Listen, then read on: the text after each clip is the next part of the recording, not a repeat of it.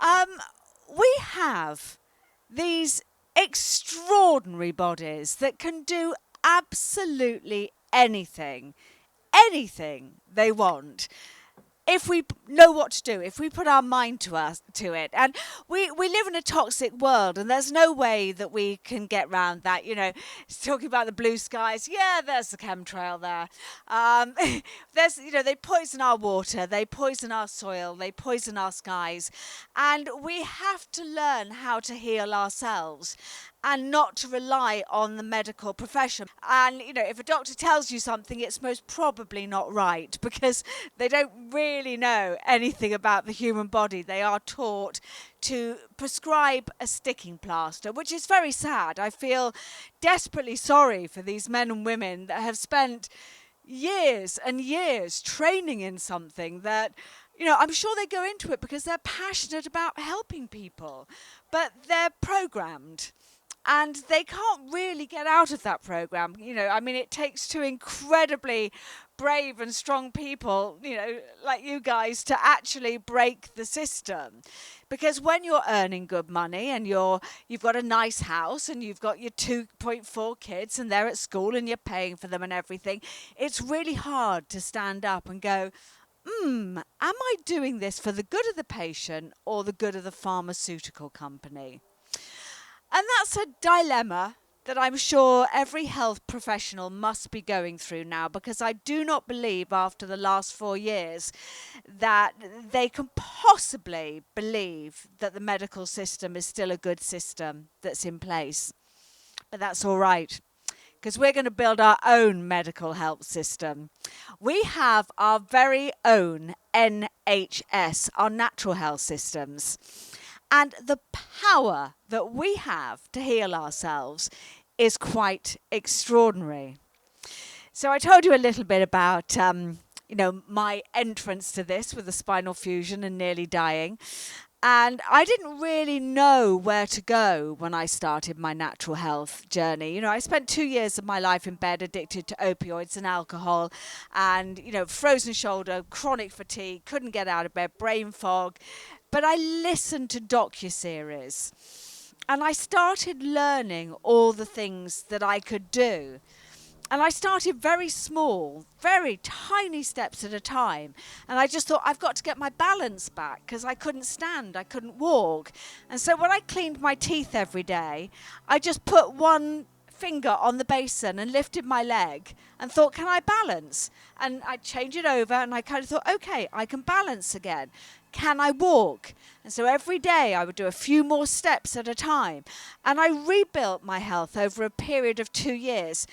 And I want to take you to my daily essentials, the things that I am passionate about, that I do almost every day. Now, I chop them up a little bit because you can't do everything every day. We live in a very busy world.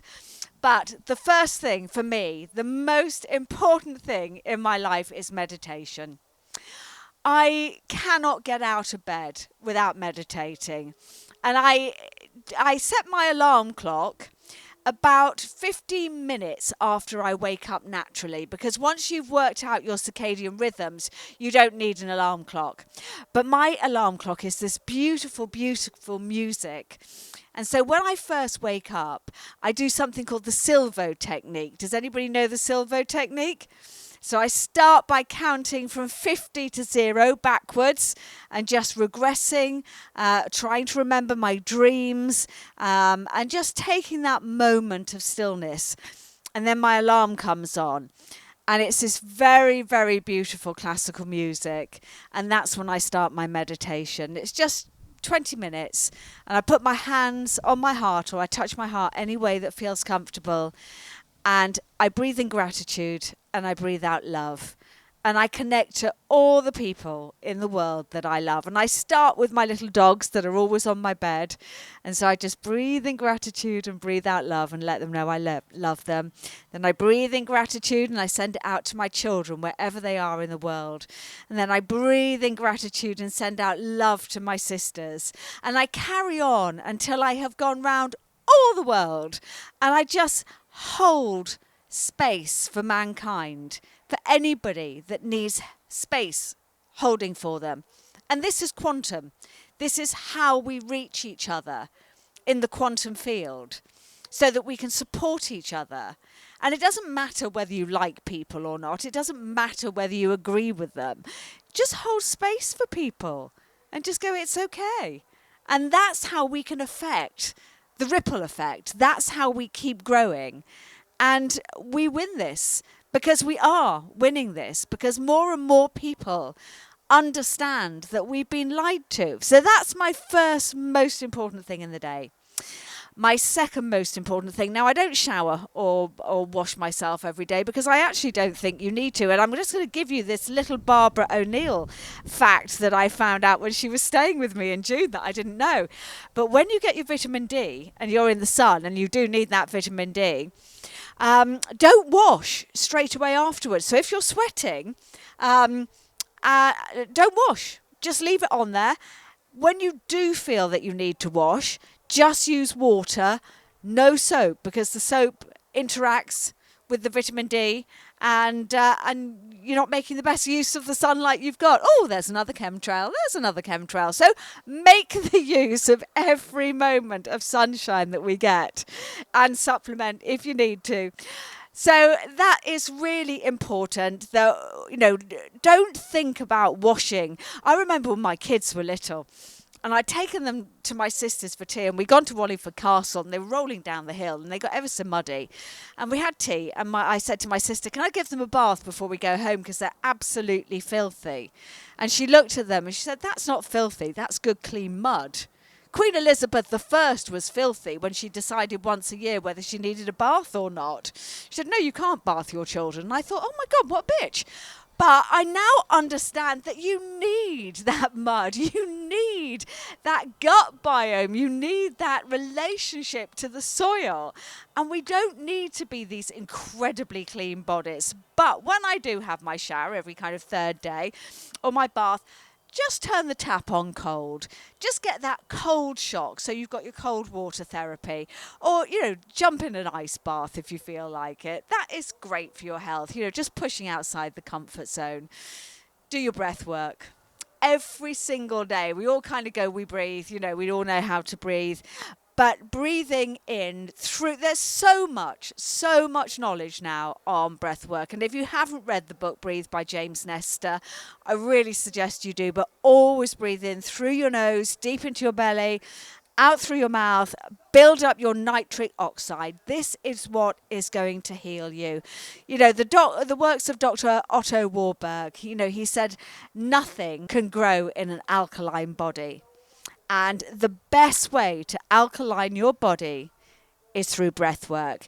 So do your breath work every day. I love my Soma breath work. That's what I trained in because, it really pumps up the blood and pushes you past that comfort zone.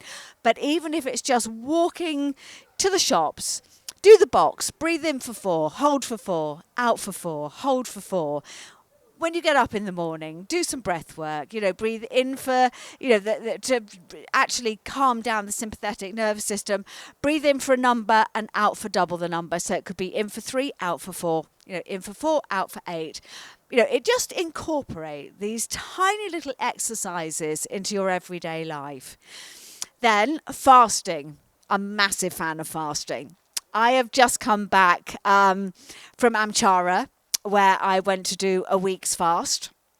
I took my children.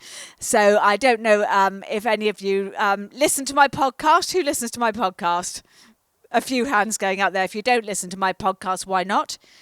And can you please subscribe to it? So I announced on my podcast yesterday, I've got a little bit of a health hiccup at the moment. And I was interviewing a wonderful doctor, Dr. Nijon, and I had a thermogram. Because I'd read a lot about thermograms, but I'd never got round to doing them. So I thought, right, I better do one for the podcast. So I went along, had a thermogram, and I was really shocked to find out that I had a red cluster in my right boob. And I thought, I wasn't expecting that. I thought I was really, really healthy now. But, I'm pretty stressed with everything I do. We all get pretty stressed. And as I said, we live in a toxic world, and there, sure as day as night, I had this red blob. So my children got very upset and they said, you've got to go and see a proper doctor. I said, well, actually, Dr. Nijon is a proper doctor. He trained for 14 years. And they went, no, you know what I mean, a proper doctor. I went, yeah, I think 14 years is a proper doctor.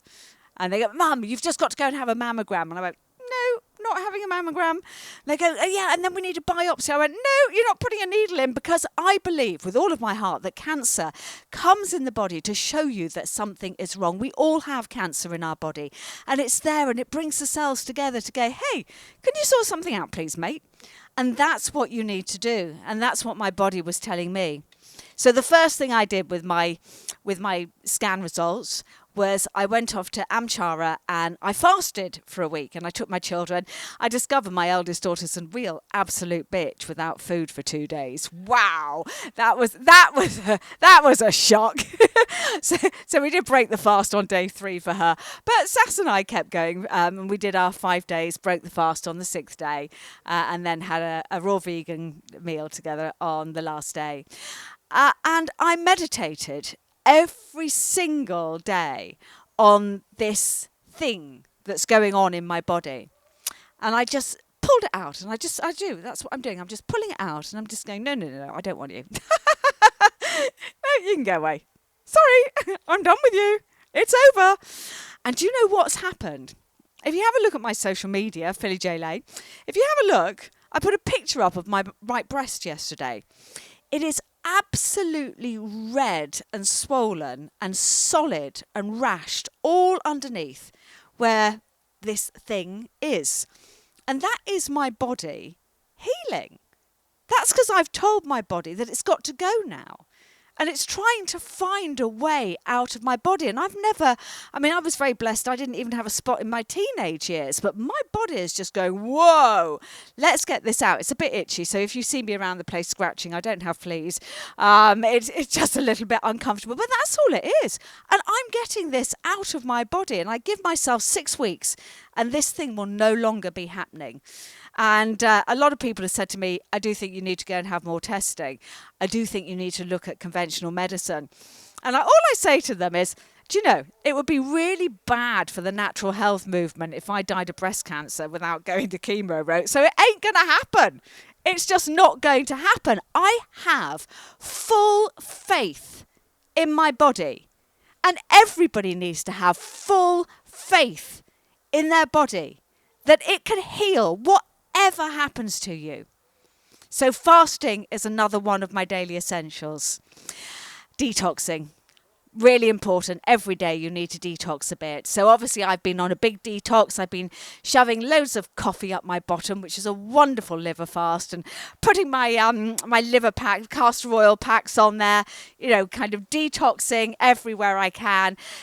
Always put some raw green vegetables into your smoothies. You need spirulina, you need chlorella, you need to be getting out the heavy metals. They're coming at us from all angles. And a lovely little tip, if you're growing your own food and your soil will be polluted, there's nothing you can do about it, plant sunflower seeds, because sunflowers have the ability to draw the heavy metals out of the garden. You see, Mother Nature is so clever. And we are Mother Nature. It's quite extraordinary. Then you've got to get your flavonoid soups and smoothies in, okay? You've got to eat the colours of the rainbow. Best you can, go organic. It's really important not to have excess chemicals. Look at the dirty dozen, the 12 most toxic plants on the planet, and you will find that they all have very soft skins, like spinach, strawberries, nectarines. So be very, very careful of what you're putting in your mouth, and make sure that you're always pulling it out of your body a little bit every day. A lot of people are talking about parasite cleansers at the moment, and we've talked about ivermectin, which is a phenomenal parasite cleanse. I did actually have a conversation with Dr. Mike Uden a couple of weeks ago, who was talking about some data he's just been shown about ivermectin, where it was a rat study, and forgive me, I can't remember the name of the rat study, but they did find that the rats had significantly fewer babies and they were smaller. And for that reason, I've chosen no longer to give ivermectin to my 2 daughters. So I just want you to hold that in mind, and maybe that's something we can look into a little bit further. I don't know. I'd love you to respond to that, Tess, because you are the queen of ivermectin. But, you know, we always just have to keep ahead of the game. We've always got to see what's happening. You know, get your sleep in. Really, really important. If you don't sleep, your body can't heal. So, you know, that's really important. Get out in nature. We are nature. Get your feet on the ground. Be grounding at every moment you possibly can. And always remember, the universe has your back. And in case you have any doubts, the doctor of your future is you. Thank you. We've got this.